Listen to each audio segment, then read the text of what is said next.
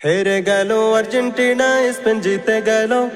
স্পেনের চাইতেও বেশি ব্রাজিল খুশি হইল। ফিলিস্তিনরাও দোয়া করছে যেন স্পেন জিতে। লামিন ইয়ামাল কি যে খেললো, দর্শক উঠলো মেতে। মাঠে যদি দুইটা বল থাকতো ভালো হতো। অন্য বলটি দিয়া তাইলে আর্জেন্টিনা খেলতো। কথার অর্থ বুঝা নেন কি যে বলতে চাই। পুরো সময় আর্জেন্টিনার কারোর পায় বল নাই।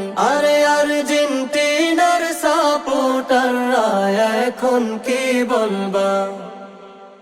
দুই একটা দিন না হয় তোমরা বোরকা পইরা চলবা।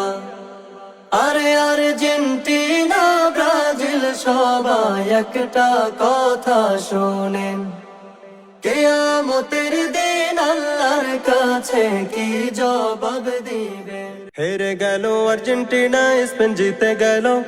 স্পেনের চাইতেও বেশি ব্রাজিল খুশি হইল। ফিলিস্তিনরাও দোয়া করছে যেন স্পেন জিতে। লামিন ইয়ামাল কি যে খেললো, দর্শক উঠলো মেতে। মাঠে যদি দুইটা বল থাকতো ভালো হতো। অন্য বলটি দিয়া তাইলে আর্জেন্টিনা খেলতো।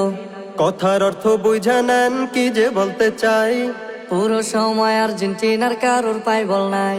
আরে আর্জেন্টিনার সাপোর্টাররা এখন কি বলবা? দুই একটা দিন না হয় তোমরা বোরকা পইরা চলবা।